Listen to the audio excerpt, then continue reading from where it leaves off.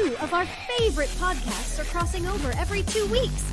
Kate Achille of Up Next at Work and George LaRocque of WorkTech look at the tech, business, and people that impact our HR and work tech industry. It's a crosspod with a unique strategic lens on what's happening in our world. Enjoy! Hey, Kate. Hey, George. How's it going? It's busy. You wouldn't know summer's around the corner. I feel like everybody's just running at 100 miles an hour. Well, it's about 100 degrees out today, so at least it feels like summer here. It is. And it's too hot. I like walking the dog at 8 a.m. is usually refreshing, and today it was gross. Yes. But how are you? I'm doing pretty well. I'm just back from my sister's bachelorette party in Puerto Rico, so living the dream. Fun. Yeah, very fun.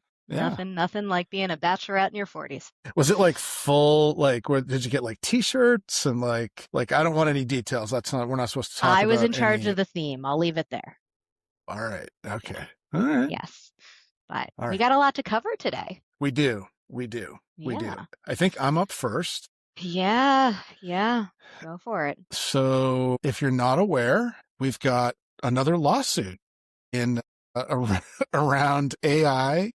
Or potentially, it's a gentleman in IBM who had been with IBM for a number of years and was a manager, was laid off, and then he reapplied to positions that were, what the suit alleges that they're, similar, he's qualified for, and had been and worked at IBM for 20 something years, was in his 40s, and was just immediately received the click apply, get the rejection letter. Kind of that's what it sounded like in the article. And they're claiming age discrimination, which is also, the basis for the ongoing Mobley Workday suit. So another one. And we've said this before. I think we're going to be looking at new lawsuits like this for a while until decisions start getting made and there's some sort of precedence set around how these systems are being used. And this goes beyond the systems with IBM. They're claiming just like flat out age bias as well. Anyhow, I don't know if you had a chance to take a peek at it. I did. What's interesting is in his lawsuit, he actually is not asking for a review of their technical systems. Oh, okay. So okay. he is claiming that the AI is biased in the suit, but he's not actually asking for a review of the technology. He just wants his job back. Okay. And he wants back pay. Because, to your point, he was there for like 24 years, ostensibly his entire career because he's 48. And right. He says he never had any issues. And they eliminated his position, but then immediately were hiring. So not a good look for IBM. Yeah, he alleges the company has targeted older workers for termination.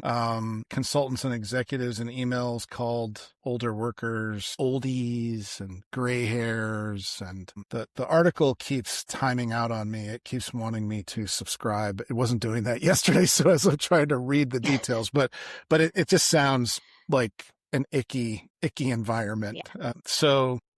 Yeah, I think, but it's not a good look for IBM. It is interesting because the headline is about AI. No, not at all. Yeah. I think that's just sensationalized a bit.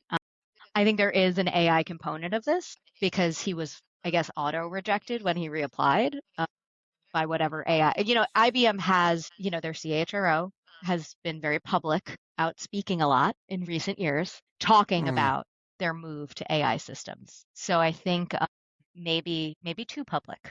And so this lawsuit is timed very well, again, as so many are, because his position was, I guess, in September 2024 is when he was eliminated, which is, I think, around the time that they moved to all AI within the HR That's department. A really interesting point. Yeah. Because wasn't that when she was, I believe, like this keynote speaker at HR Tech? It was 2024? It was definitely, I think it might have been, but it was definitely in that 2023, it wasn't last year, right? It wasn't 2025. So. No, I don't think it was last year. I think it was the year before. And, or maybe it was last year. Time is a flat circle. Yeah.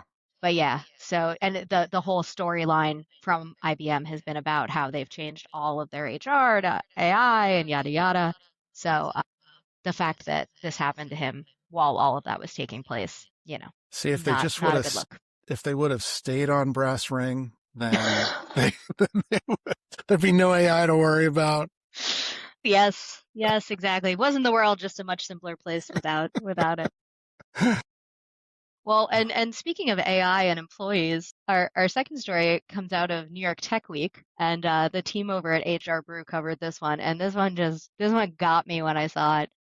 The headline was "Making the Case for Fractional and AI Employees," which I was like, oh, okay, where are we going with this one? And I guess a panel at New York Tech Week has proposed pairing fractional and agent workers to scale startups so that companies do not have to pay a full-time wage. Yeah. And the direct quote was, "Now is a time where we can start to think critically about the team as another product that you're building." Yep, people as product. So in my comment to you, I said, we've gone from people are our biggest asset to people are a commodity, like real quick. Yeah. Well, it wasn't HR week. It was Tech Week. So it was Tech Week. Yes. Yeah, I think that's we dance all around this. I think it's related to I've been having a lot of conversations around the cost. So this makes some assumptions about the cost being lower and the efficiency being higher. And that's not what's proving out in the world.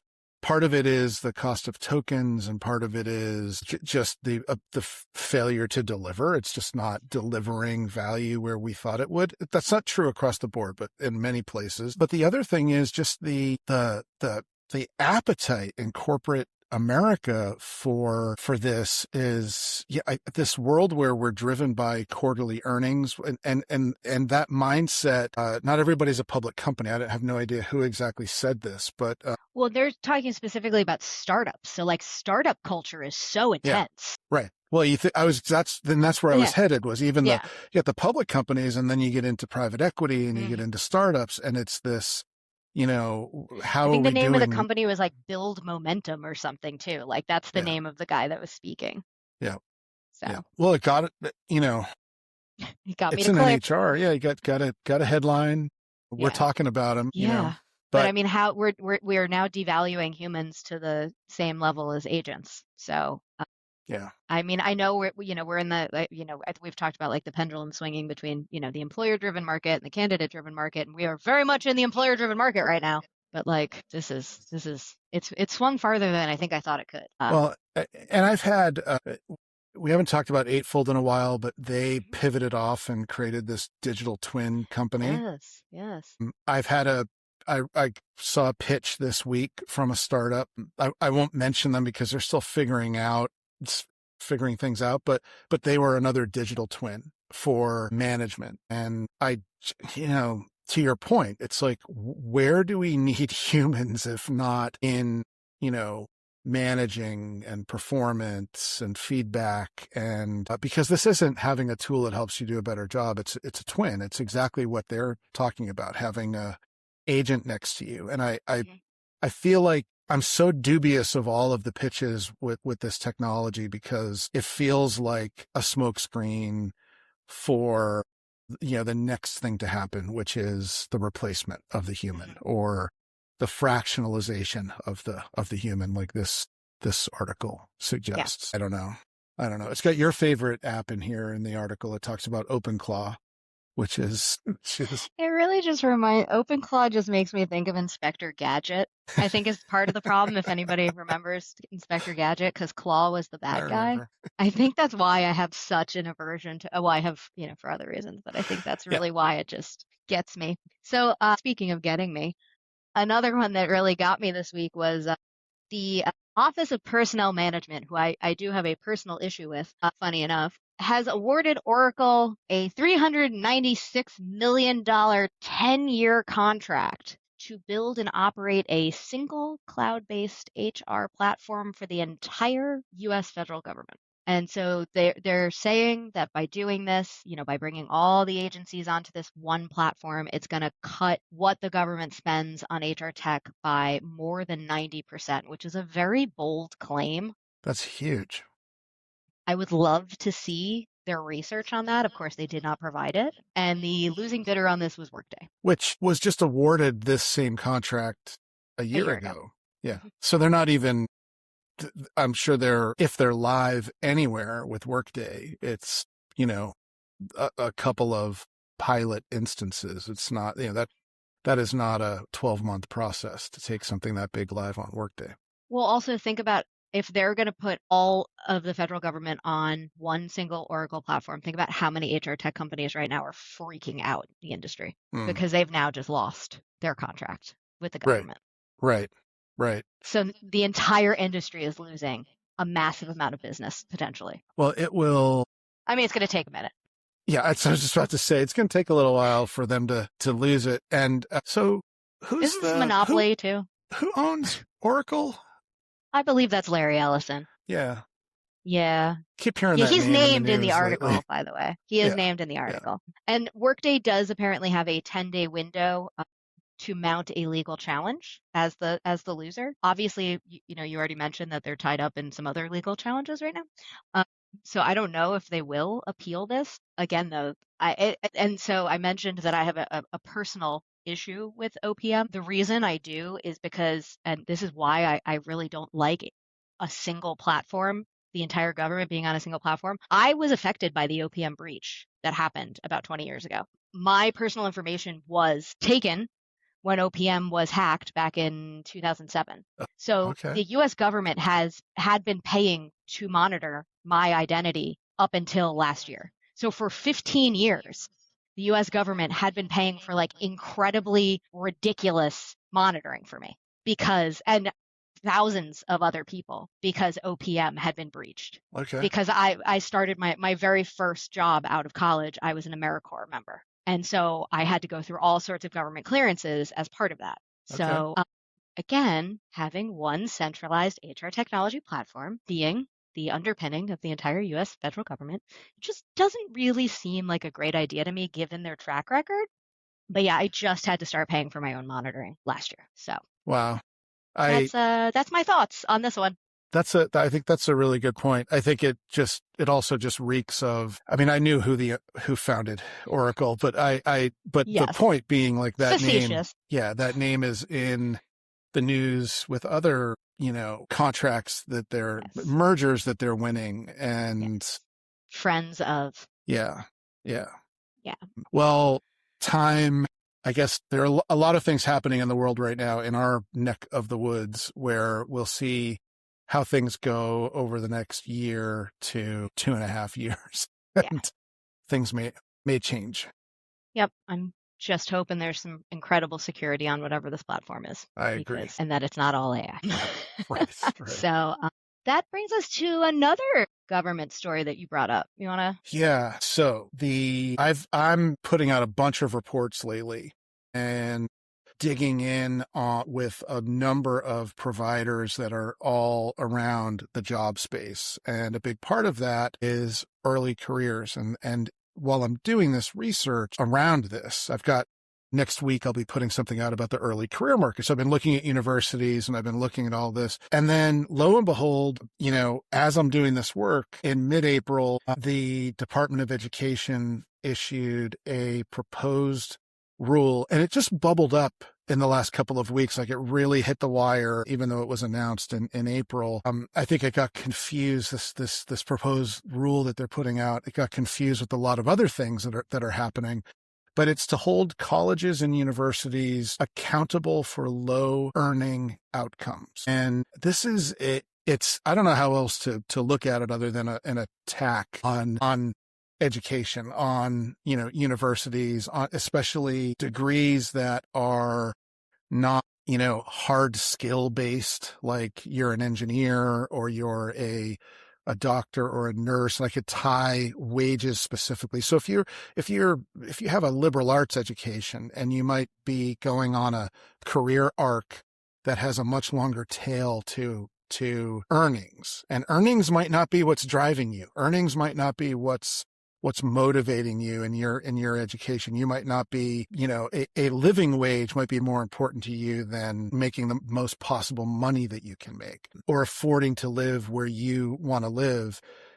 This is basically saying that in order for grants to be issued to universities, in order for money to flow, the universities need to deliver wage results to students when they graduate. And it sounds, if you just stop there, it sounds okay to hold universities accountable. And I think universities being accountable for what they're charging for education and what people are getting back as a return on that education is not a bad thing. But I think this is like throwing the baby out with the bathwater, because what else is happening right now? Right now, we're talking about the fractionalization of workers because of AI.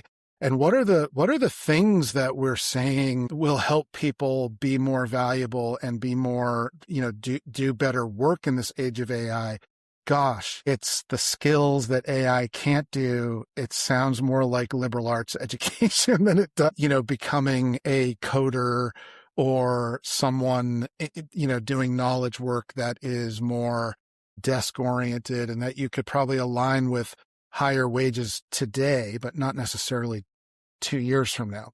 I'm trying to stay calm because I get really upset about this, but it's again, I think there are plenty of problems to solve around higher education. I've got 2 kids in college and it's way too expensive and there are way too many unknowns. All of that is true, but I'm not sure this is the way to go about it. So this is something that, as I peel this back, this is another thing that's going to create, this is like the ACA, the Affordable Care, when the Affordable Care Act hit.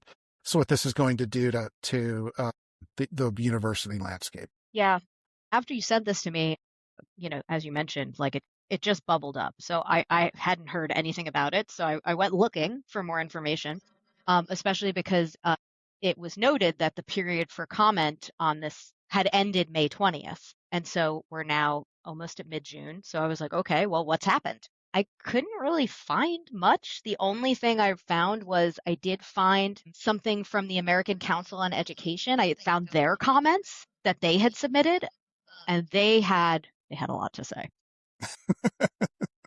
And, they made several arguments about this. The most interesting one that they made, which I will share, was that, so also, I guess this ties to the one big, beautiful bill. This is somehow connected to that. Okay.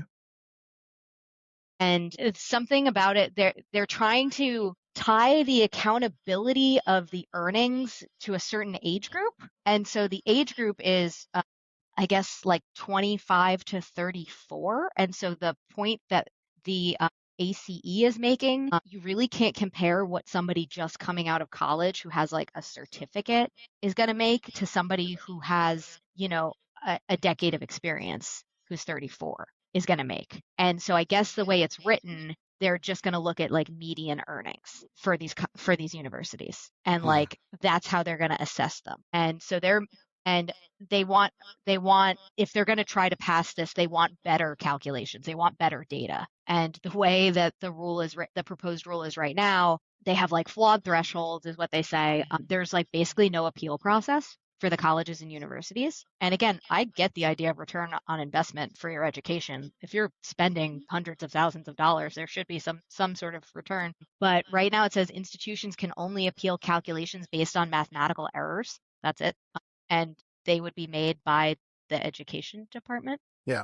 So again, going back to transparency and visibility. And I guess the proposal is to strip all Title IX eligibility, including Pell Grants, from low earnings programs. And so they're saying that goes beyond the scope of existing law. And they also have, they've put penalties on other things. And it also just puts additional administrative burden that these programs don't have in place right now. So they're saying that they should delay all of this until these colleges and universities can actually build offices or, at least hire somebody to do the calculations necessary for some of this. Because if they are going to implement a rule like this, they should at least let the colleges and universities figure out any of the math. And I think, that's at least fair. If we're going to start judging people on math, we should let people do the math first. Yeah. Yeah. That seems pretty basic. But I do agree that, if we're going to start with age ranges for assessing this return, that's also a little strange because, yeah, I wasn't making a 34 when I was making a 24 for sure. Right, right. Um, I think it's there are like you've said, like I said earlier, there are a lot of problems to solve here, yeah. and I like those problems being solved. I think that's good. I've got one more kid coming up, and this won't be solved by the time she gets there, but it's if it's ever solved. But I think there's a lot of value that education delivers that doesn't necessarily have to do with the numbers on your that look like your annual earnings. And I think this reduces a lot of that. And I am 100% for education being more affordable and everybody getting it in the, everybody who wants it should get it in the US. It shouldn't be a huge financial risk to take. That being said, this is also being done, and there isn't an article on this, but I've seen a couple of, so I come at everything through the tech lens, at the certification level. So like if you're going to get certified to become, like I know we have electricians in our families, right? To be an electrician, there's already pressure at that level for like quota attainment with, placement coming out. I don't know that it's measured by dollars as much as placement. I could be wrong on that, but so this is happening, and they've got a whole movement around apprenticeships within the skilled trades and other areas where that's relevant. And I think, somebody who's going to a technical training program to get a certification, I think their assumption and everybody's assumption is that that's a ticket to a job, that's a ticket to an apprenticeship. So having that all those dots connected is a good thing. And I want to be sure that we're not just, over-indexing on dollars and not the quality of what we're doing, and not solving a generational problem by just focusing on the next 2-3 years and how this looks, because I think this is a much bigger issue. There's a huge issue with what are the skills these young people are getting as they enter the workforce, whether it's the trades or whether it's sitting in an office or working remotely. And how are those going to stack up? So, anyway. It also, I guess the proposed initial rule, they wanted to put it into effect July 1 of this year. That's why, the American Council on Education was like, hey, maybe we should delay that. Because again, it's just a lot that they're trying to do here in a very short amount of time. And again, I couldn't find anything about whether or not this was when they're going to assess the comments that they received, what they're doing with this information that they received back from that must have been at the comment period having ended or ending. There was like a flurry as I was researching, and then all of a sudden it was like, whoa, I'm getting all this right stuff around May 20th. But then there's nothing since. So I don't know when they're reviewing or, going to publish anything on the next steps. But the other thing too is it also just feels like, are we just tracking people to track people? Because like, are you doing this voluntarily, or are you just taking are you just taking my earnings information for this purpose? Or do I get a say? Because that wasn't clear to me.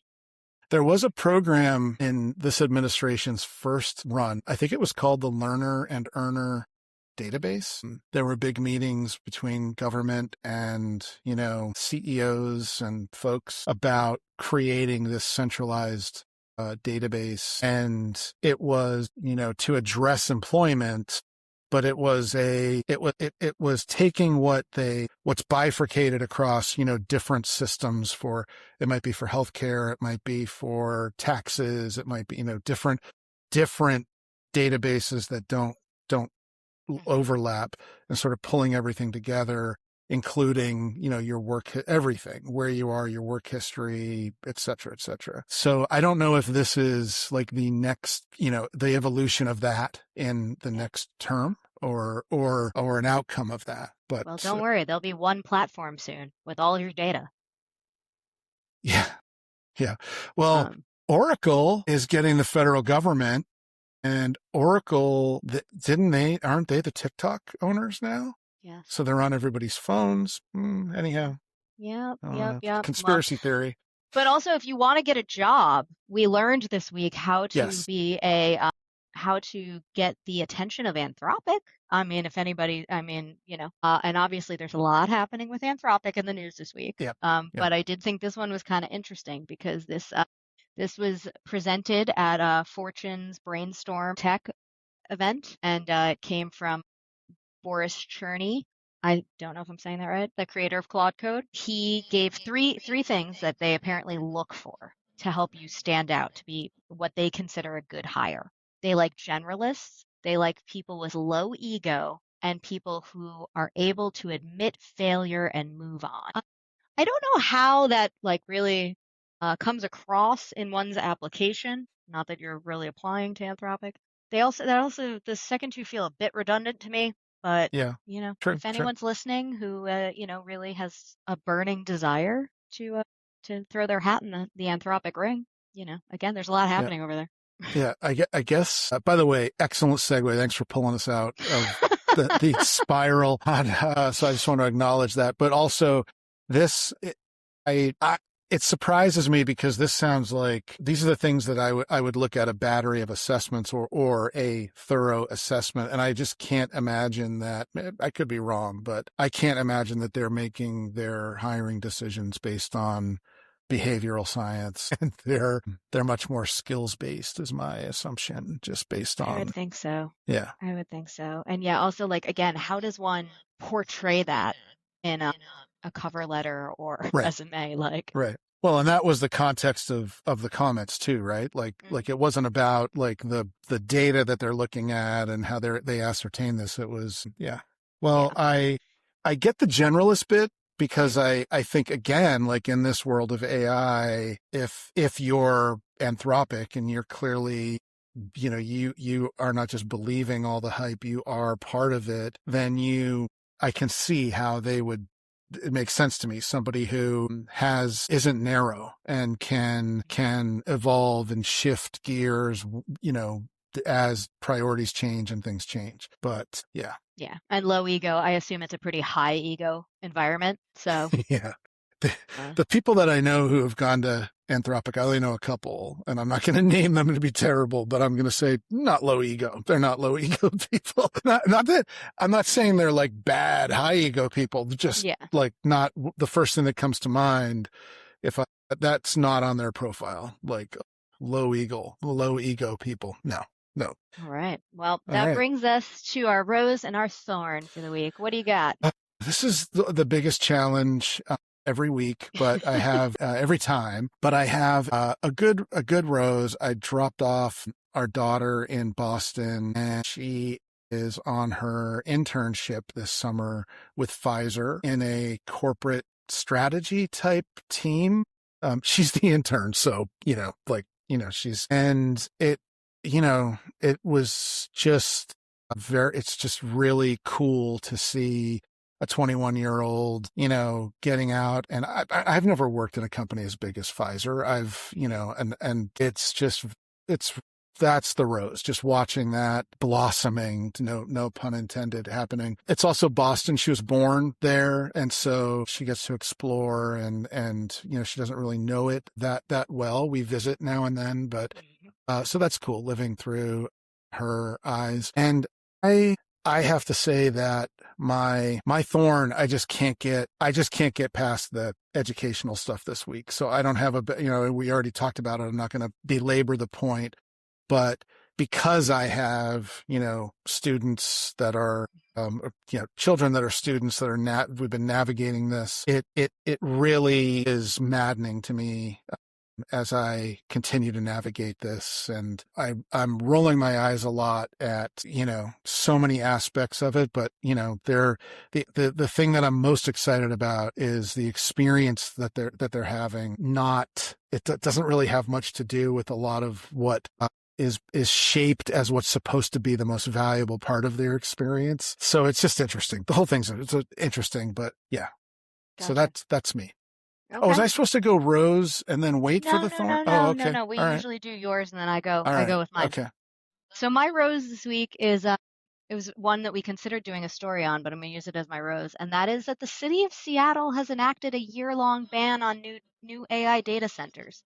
Yay, Seattle. And I think this one is interesting because on our last episode, I gave the analogy about, how AI is kind of like a carnival roller coaster where, Joe Dirt is behind the controls. And so the city of Seattle, major US city, also one that is known for tech innovation, is hitting pause.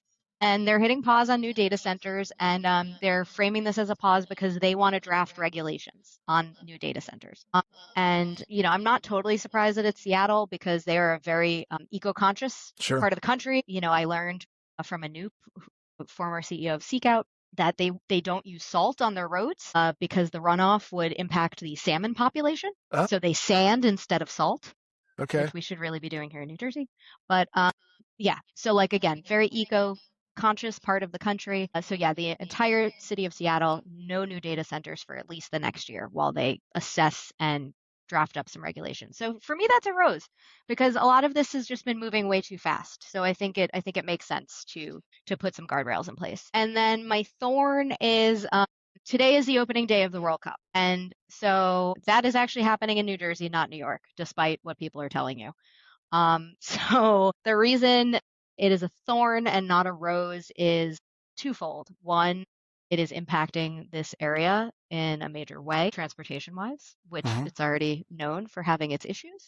There's already been some pretty poor treatment of some of the teams from other countries. It's not getting a lot of news, but in light of current struggles, we'll say, certain teams from certain countries are not getting the welcome that they deserve. And I read about some of this coming through that. What I read, there may be more that you're alluding to, but yeah, was just getting through customs and border patrol type the experience in the airport. Yeah, and some people who were supposed to be with them, as support, have not been allowed in at all.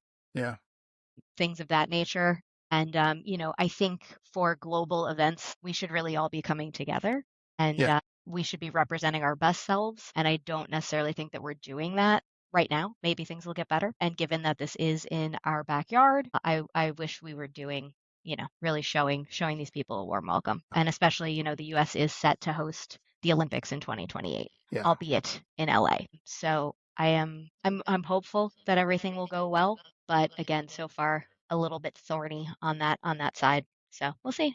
Yeah. We'll see. But also go Knicks. I had seen some fans that weren't allowed in the country, and these are people. This is this is something people save up for to do. These aren't rich people, and that's a good thorn to call attention to for everyone. Mm-hmm. You're a Knicks fan. I am a New York fan. Oh, okay. I can't claim to be, a massive Knicks fan, but I am a New York supporter. All right. So. Okay. All right. All right. Well, I'm not going to root for San Antonio. Come on. Right. Did you see what happened to the San Antonio fans in the city? Again, not our best luck. No. Again, we should be doing better. Yep. A little thorny. Yeah. But I do still hope Knicks in 5. So. Yeah. People are going nuts around here. Yeah. It's been a long time. Yeah. It has been a long time. So. Yeah. But yeah, everyone behave themselves and be safe. Yes. Root for your teams and be nice to the people rooting for other teams. Whether it's the World In the Cup words of Bill and Ted, be excellent to each other. There you go. We'll leave it at that. Yeah. Talk to you soon. Take care. Thanks for listening to or watching Up Next at WorkTech, brought to you by the Work Defined Podcast Network, the Devon Group, and WorkTech.